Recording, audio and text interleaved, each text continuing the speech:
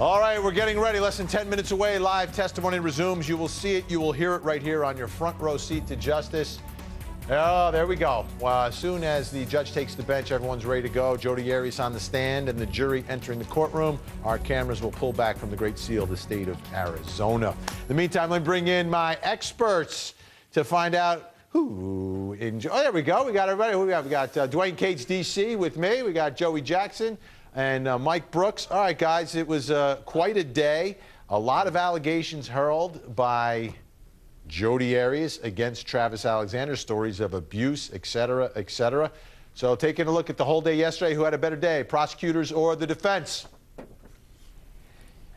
Let's go, D.C. What is that? Wait, you're going to talk to an empty chair? That's what he's going to do. It's the empty chair he's defense. He's going Eastwood on us. The empty chair defense. He's going Eastwood on us. They blamed it on. They blamed the entire thing on somebody that's not there to defend themselves. So the defense is having a great day. For months and months and months, people have been saying, "Where's the abuse? We haven't heard anything about abuse. That's not abuse." We finally heard about abuse yesterday, and we heard a lot about the abuse yesterday. And the prosecution can't prove that it's not true. The defense had a great day.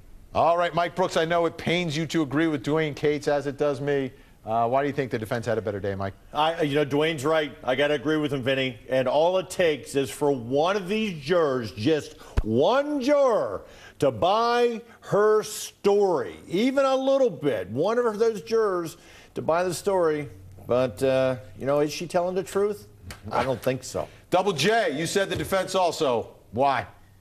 I think for two primary reasons, Vinny. Number one is for creative storytelling. Number two is for putting on the because I said so defense. Listen, I have a real concern as a defense attorney myself about uncorroborated testimony. Why? Because people get convicted in this country every day because of a word that someone says. If you're going to hold up a finger and you're not going to have it's bent, it's twisted, but there's no police report, there's no medical record, there's no friend that you told, there's no recent outcry, there's no text message about it. That is problematic to me. And so I think the defense has a duty in the event that they're having their client testify to corroborate this testimony. And therefore, because of the creative storytelling and because of bringing a new dimension to the I said so defense, I give the day to the defense.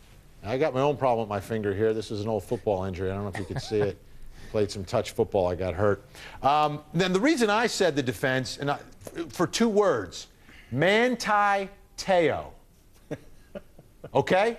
Manti Teo. Someone on that jury may believe the words of Jodi Arias. And that's why I think the defense had a better day, because there's always a chance. Let me bring back in the shark. He's been circling all of us here. Joe Lopez, looking at how this thing is going, looking specifically yesterday and the whole defense case, do you think it's going well for the defense? Would you be comfortable if you were in the defense's shoes in representing Jodi Arias in what they've presented so far?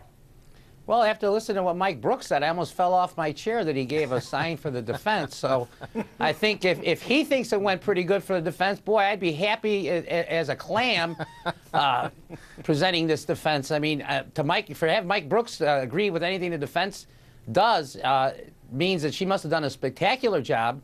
And Joe's right. The testimony, uncorroborated testimony, sometimes can be a problem, but I think that when she's up there telling her story and the jurors are listening, the prosecution can't rebut any of that stuff, nothing, because this was a relationship between two people. And, intent is the issue in this case. What was her intent? What was going through her mind? All of these little things that she's talking about are going to lead up to what happened between her and Travis in the bathroom. So if I was the defense, I'd be extremely happy. Yeah, what goes on behind closed doors, and that's the advantage the defense has here. But I'll just remind you, folks, the reason Mike and I have gone yellow for the past couple of days is we are scared. We are scared. Let me just say those two words again.